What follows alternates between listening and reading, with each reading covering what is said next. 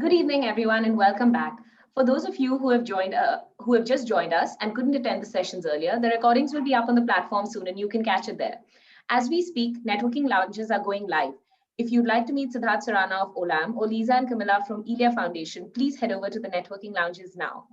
Up next on this track is a session that I've personally been waiting for all day, the masterclass on gender smart strategies for business growth, taken by veterans in the space, Aprajita Agarwal and Pramita Ray from Value for Women.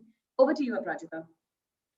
Thank you. Thank you so much. Hello, everyone. My name is Aprajita Agrawal, and I work as the Director for Strategy and Business Development at Value for Women. And today, it's Pramita and I on this session. Pramita will largely be leading us through this masterclass that distills some of the knowledge and experiences of Value for Women in this space.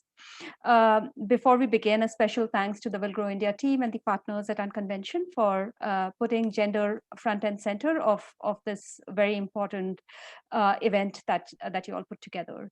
And we are really delighted to see that gender is very much a core part of how you look at development initiatives. Some of you are already familiar with our work, but to give a quick refresh on those of you who may not know us, Value for Women is a specialized advisory firm that helps organizations advance gender inclusion. We have a team of gender business and investment professionals that operate globally out of the Americas, Africa, and Asia.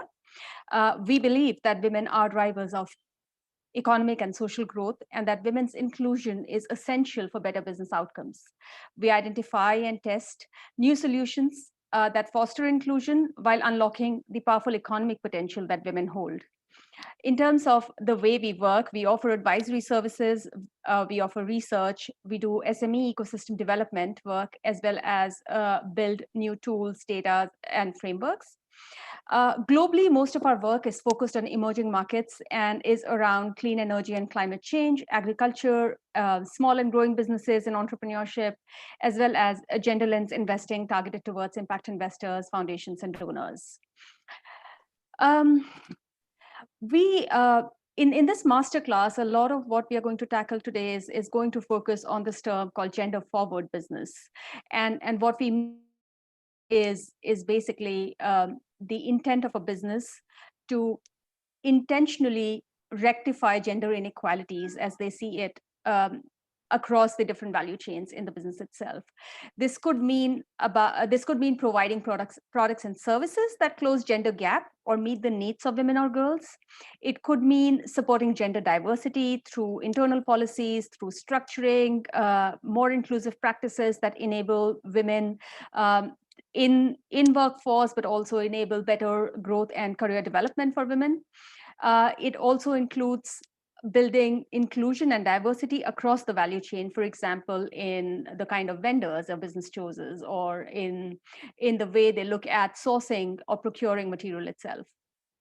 A lot of our work, as I mentioned earlier, focuses on gender lens investing. And this, Pramita, we could go to the next slide. Thanks. And this gender lens investing basically focuses on providing capital for businesses that are led by women or that are gender forward. And again, there are four lenses we typically look at. We look at women-led businesses. We look at products or services that could have disproportionate impact on women. We could also look at a lens which is about gender diversity in the workplace or bringing more women in the value chain. Now, typically investors, businesses, and intermediaries need to really decide which gender lens to apply. It could be a combination of these, or it could be one or two or all of them. And they have to really decide how they want to prioritize this through the life cycle of their organization. I think at the end of the day, where it comes down to is why should you care, and what is the case for gender smart business? And for today's session, our focus is going to be on SMEs and looking at how SMEs and small and growing businesses tackle the case for gender smart business. We believe that solutions that are driven by women-led startups or women-led businesses present a significant market opportunity, and these are grossly underfinanced. There is so much more scope to bring in better investments, better financing, and more equitable sort of distribution in the way they are financed.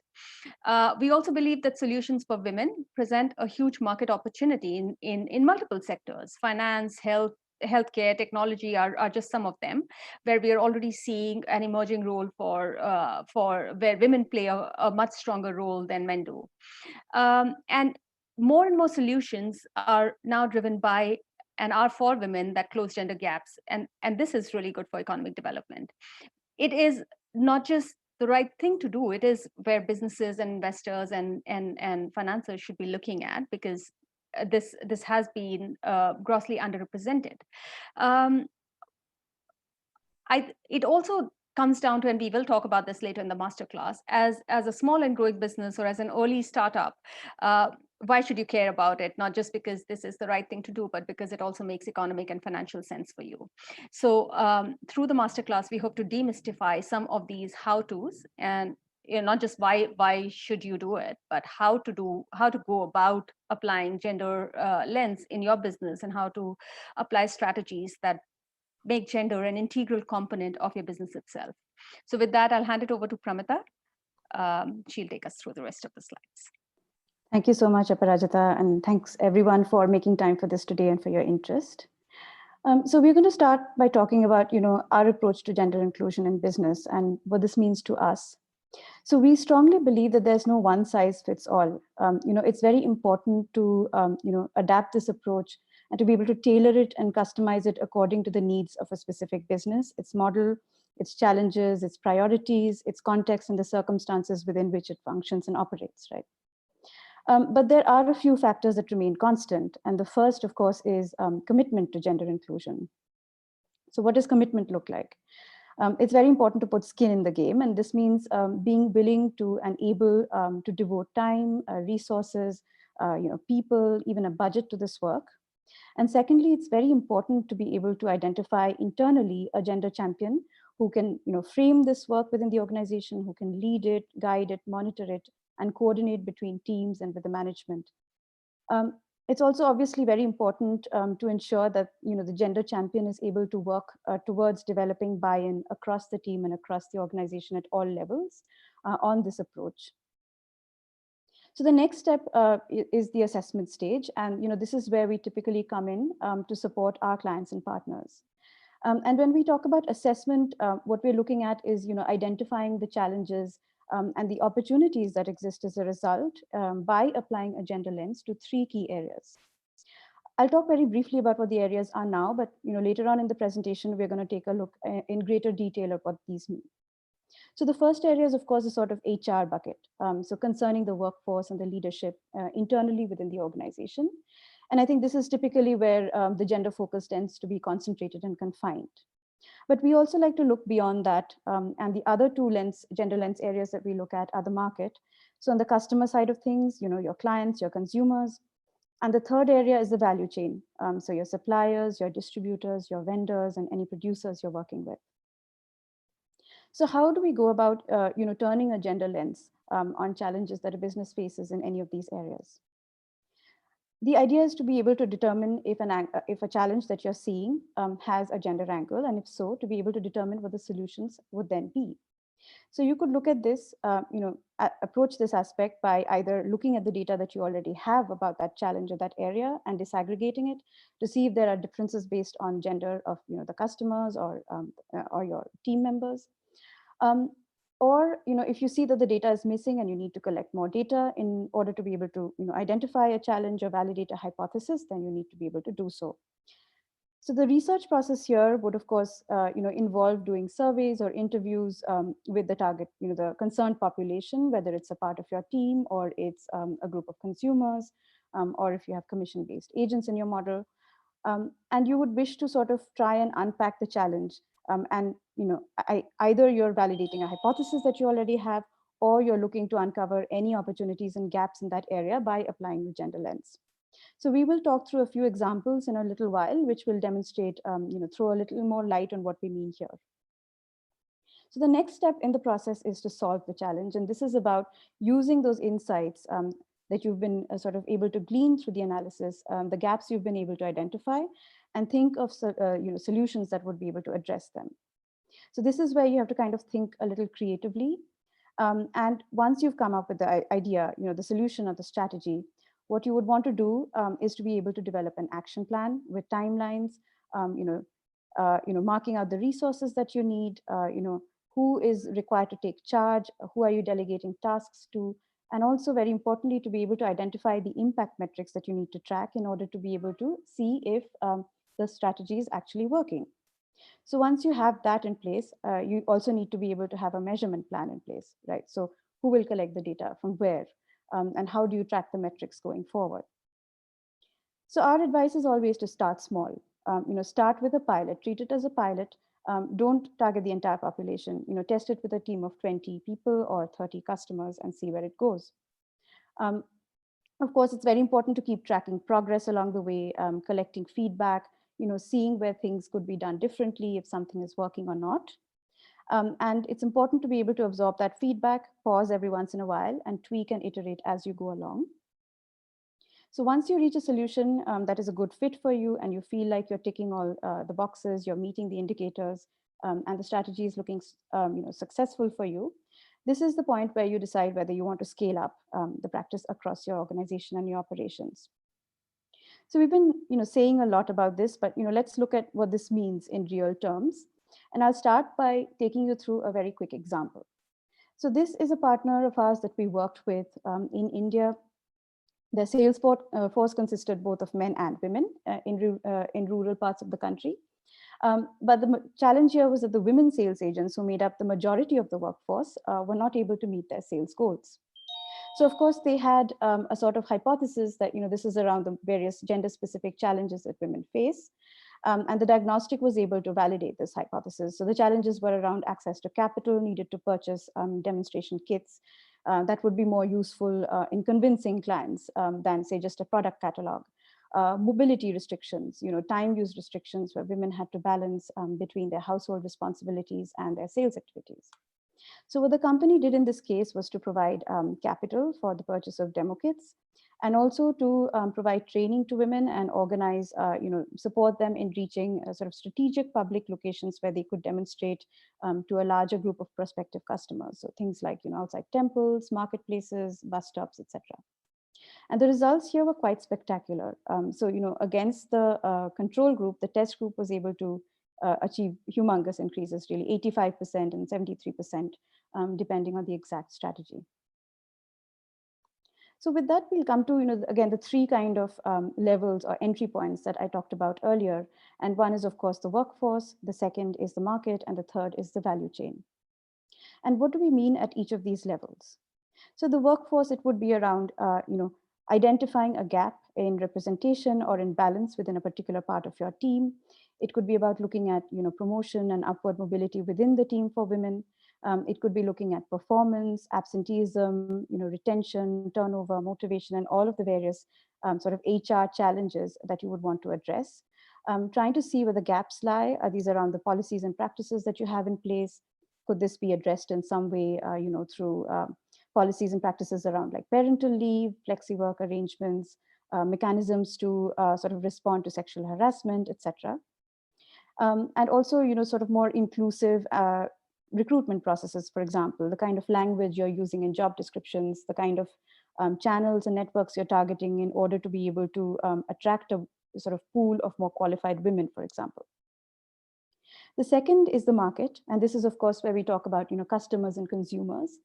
And essentially what we mean here is about understanding and being able to respond to the needs and preferences and requirements of women customers as a separate segment in a way that you're able to design products and services that respond to them. This could be products and services that are, either beneficial entirely to women or generally sort of preferred by women. It's also important to look at the marketing and sales distribution channels and see if the right kind of messaging and the right kind of approach is being used there. And looking at channels that, of course, women are more likely to be able to access. The value chain is really about, again, looking at the distribution side of things, or vendors and suppliers and producers.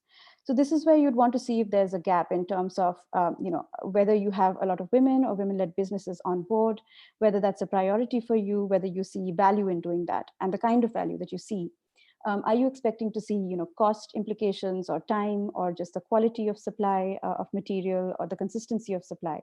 What are you hoping to achieve and what can you do in order to fill that gap? So this could be about, trying and designing opportunities to get more women involved in the value chain. This could be about providing training, capacity building support, financing support, or any technical support that women, for example, women producers or farmers require to be able to work with you in your value chain. So now that we've talked, about these three sort of areas, I'm going to take you through a few examples from our work with our partners to demonstrate what we mean by this. But before we do that, it's important to kind of keep in mind that there are two aspects that you would essentially be looking to address. And one is to ensure that you're achieving measurable social impact, of course. And the second, most importantly, is to be able to see that you're achieving measurable business performance, which means that you're actually seeing a difference in the business metrics that you're aiming to change. Whether it's cost, time, sales, depends on your priorities. So the examples I'm going to take you through are, this is how they're structured. So the business challenge, and then the strategy, and then the results. The first example, and we're going to the workforce strategies first, is from a company that we worked with in Kenya, which works with youth in rural areas for macadamia nut production and processing.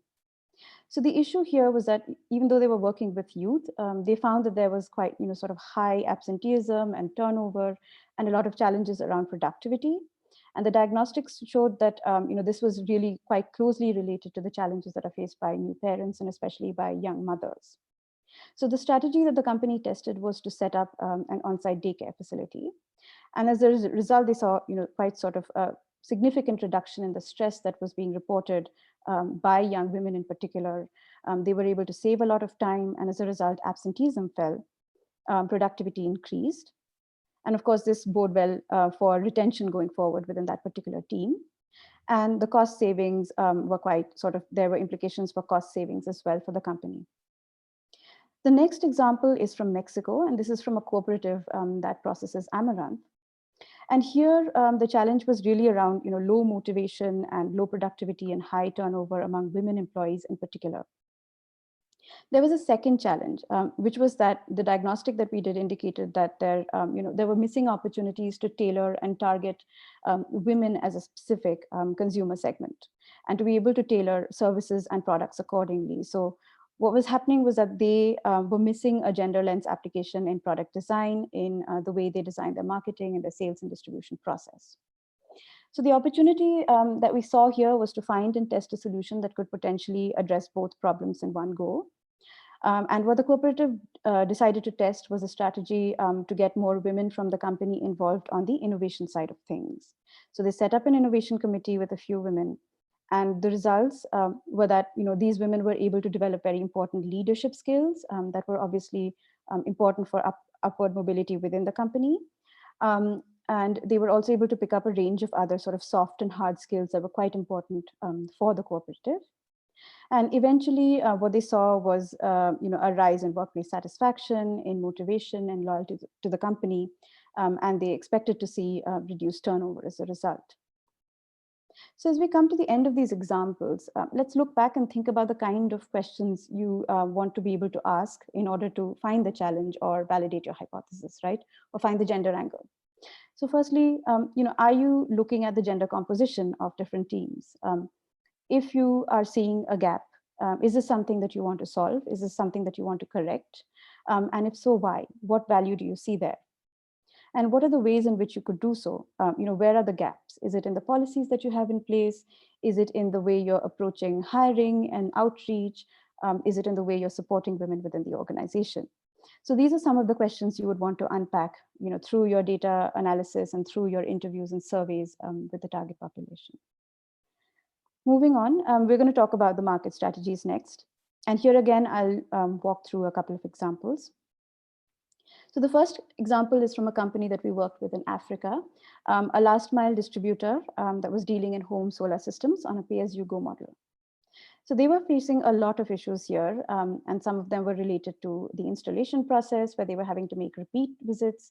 There was a high default rate within the pay-as-you-go system. They were struggling with customer service because a large volume of calls coming into the call center were about very basic sort of technical issue questions that had already been addressed in the initial customer education call. So 32% of the calls that the call center were receiving were around these basic questions, which was obviously, wasting time and money for the call center team. So the diagnostic here revealed that, the main customer who was kind of signing up for the product and making the down payment with their contact details was typically the man in the house. But the end user was usually the woman, because she was the one who was running the household. And this is something that the team was sort of culturally or anecdotally aware of, but this was not something they had validated or thought about addressing earlier. So once they had this information, they decided to test out a strategy where the customer education process would involve both the man and the woman in the house. And as a result, they saw some really sort of spectacular results. So there was a sharp decrease in the number of calls that they were getting on technical issues. And the number of technical issues that were raised with the call center team was actually fell by 14 to 33%, depending on the type of issue that was being raised. The default rates also fell considerably, because women were now part of the process of ensuring that payments were being made regularly from that household. And of course, the installation process was also optimized, overall leading to significant cost and time savings for the company. The next example is, again, sort of going back to Mexico. And this is something that was tested by, I think, 3 companies in the food processing industry. And this involved both market research and marketing. So the problem here was that the businesses were missing out on opportunities to target women as a specific customer segment, because they weren't doing any analysis regarding women's preferences or their needs around the product and around the way the product is sold and distributed. So in order to be able to tailor their marketing approach and their messaging and strategies, what they did was to undertake some sort of gender-focused market research. They disaggregated responses by gender and were able to come up with some targeted communications based on the gender-specific customer profiles that they had developed. They also identified a product placement strategy to target women specifically. And of course, as the results, as you can see on the screen, they saw an increase in engagement on Facebook and social media. Their sales for specific products also grew quite phenomenally. And one company was able to identify new distribution channels that could help reach more women. So here, again, going back to the kinds of questions you want to ask. So are you looking at, are you disaggregating and tracking your buyers and end users as 2 separate groups? Are you looking at, the gender split between, buyers and end users? Have you conducted market research or analysis that integrates gender as a lens for the analysis? Are you tailoring your sales strategy to target women specifically as a segment? Are you tailoring your marketing approach, whether it's the messaging, the content, or the channels that you're pursuing? Are you looking at the customer service requests and needs and feedback that you're receiving with a gender lens? So are you tracking whether there's a difference between the requests and needs of women versus men? And what implication does all of this have for your sales, your revenues, your cost, your time, etc.? The last sort of bucket we'll be looking at is the value chain. So here, again, the first example is going to be from India. And this company that we worked with was basically working with women in rural areas to process the vegetables and the spices that they had been producing themselves using the company's equipment. So the challenge here was that the company had set certain targets for the number of women farmers that they wanted to onboard in certain regions, and they were failing to meet this. They had a sense of why this was happening. They knew that there were cultural challenges. Communication was not easy between the recruitment team and the women farmers in these areas. And as a result, the process was quite unwieldy. It was cost intensive, time intensive. They were having to make multiple trips to the villages. Their costs were going up immensely. So the strategy we tested with them in this area was a sort of communications and outreach strategy that combined various things. So there was face-to-face sort of interactions at the village level where local representatives were going to be reaching out to women. This was combined with a remote hotline which women could use to dial in and call the team if they were interested. And most importantly, they also involved families in the initial meetings that were conducted and the training sessions that were held on the equipment. So the results again here were very sort of promising. What happened was that the families began to be convinced of the value of having women farmers work with the company. They saw this as a steady sort of source of second income generation and second revenue for the family. And in fact, they were able to meet other women who were already working with the company and hear their stories. So what happened was, quite beyond their expectations. They began to get calls from women in other villages because word had then spread through the family networks about this opportunity. As a result, of course, their entire recruitment process was optimized. They were able to save on costs and time. The second example is, again, sort of going back to Mexico, and this is for a vanilla processing company. So this company was really sort of struggling to meet demand. There was a gap in their supply. And one of the contributing factors was the fact that they were not very successful at engaging women vanilla producers locally, which was not only a missed opportunity, but was obviously kind of driving sort of their business's challenges as well. The few women that they did have on board were also struggling with productivity majorly, and there were no support sort of mechanisms or services that the team was providing to their suppliers. So here, the strategy that they decided to test was to try and do some analysis on where the problem lay, and how they could onboard more women and how they could support them overcome challenges around financing, for example, for production, or by providing any training or technical support. And as a result, they began to see an increase in the number of women suppliers, and this corresponded with an increase in the expected volume of production or procurement. The production leads also began to see the value in supporting women producers within the supply chain, which was an improvement as well. And most importantly, the team had a structured process for disaggregating productivity data in place, which would help inform their decision making and targeting going forward. So the questions to ask here are about, again, the sort of steps that you're taking within your value chain or your supply chain, the number of women you're working with or women-led businesses, the ways you're supporting them, and whether you see value in doing this. If you've been taking these steps, what impact has it had for you? If these steps are absent, if they're missing, does that have an impact in terms of cost or time or quality of supply or anything else? And what can you then do to address it? So that brings me to the end of these examples, and I'll hand over here to Aparajita to talk to you about a few resources that we've developed. Thank you, Pramita, and thank you to our audience for being patient listeners. I know we don't have a lot of back and forth on this format, but we do have a Q&A panel that you'll see on at your end. So feel free to send us questions there. We do have one question, Pramita, while I speak. Maybe you can also take a look and see if you have any examples to share on that. It's pasted in the chat box for us. But yeah, just to pick up a little bit on what we've been doing in this space. Value for Women has been designing, testing, and measuring the impact of intermediaries, especially donors and investors. We work directly with SMEs in spaces in sectors like climate, energy, clean energy, agri, and so on. And a lot of our work is focused around providing technical assistance, support services to enable businesses to include gender-forward strategies in all aspects of the businesses. With Wilco India as well, for example, we've been working with on a specific program where we're working with the SMEs directly and providing providing more practical recommendations on how they can include gender-forward strategies into the work. Into their own businesses, even as early stage startups. We regularly produce quite a few resources that are publicly available.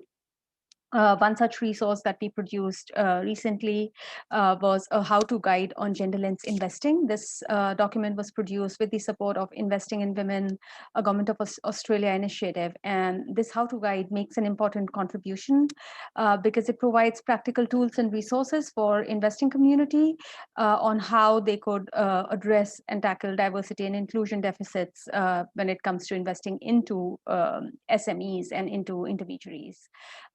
We can paste the the link for this as well, and I would encourage that you could look at going to our website and checking out some of the resources that are publicly available. If there are any specific questions that some of you have on how you could potentially apply gender practices in your day-to-day businesses itself, please feel free to put that in the question and answer box, and hopefully we have time for that. And I believe the organizers can tell us if there's a recording for this session that's going to be available for later as well. Yep, there'll be a recording available. It'll be put up on the app, on the Hubilio app. Great, thanks. Thanks so much, Aparajita. I seem to be able to, I can't see the question anymore. Okay, so we had a question. I can share it again. Yeah.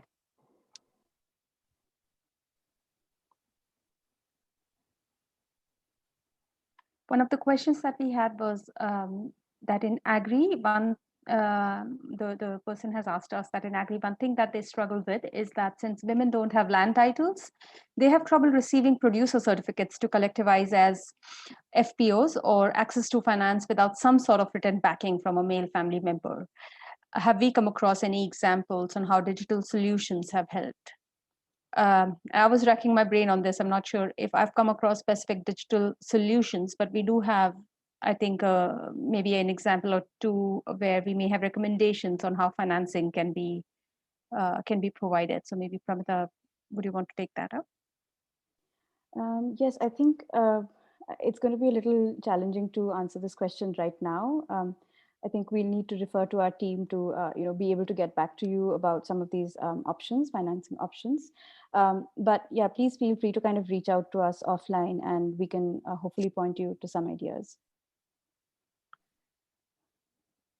Yeah, I think we can, just to add to what Pramita said, I think what we have where we definitely work, a lot of our work is with startups or with SMEs that are looking at being able to enable financing for women, and in those cases we've been able to provide practical recommendations on how they can include women in by tying up with SHGs, for example, or joint liability groups, for example, in terms of ensuring that there is a greater guarantee around savings or lending, and that's one thing that we've seen some of the SMEs have been able to integrate in their practices or in their partnerships on ground, to where they're thinking about partnering with microfinance institutions or with self-help groups, which enables them to reach women who might not otherwise have had access to finance for specific kinds of consumer products.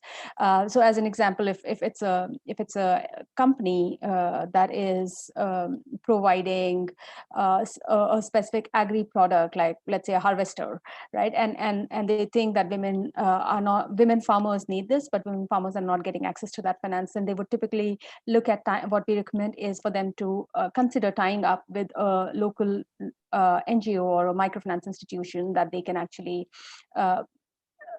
leverage to enable financing for women. But specifically on digital solutions, we don't have any ready examples. I don't think we have seen anything recently in some of our work, but we can definitely check back with our team and see if there is something that comes up.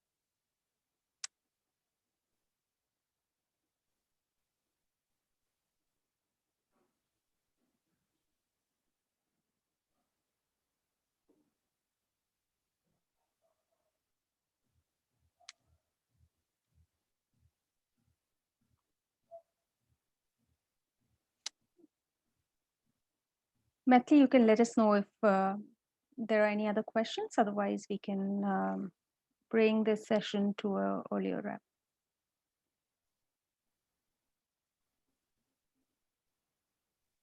There aren't any more questions, ladies, but we'll connect people to you all as they reach out to us on the Hubilio app. Sounds good. All right. Thank you. Most welcome. Let me just check one last time if there's any question. All right.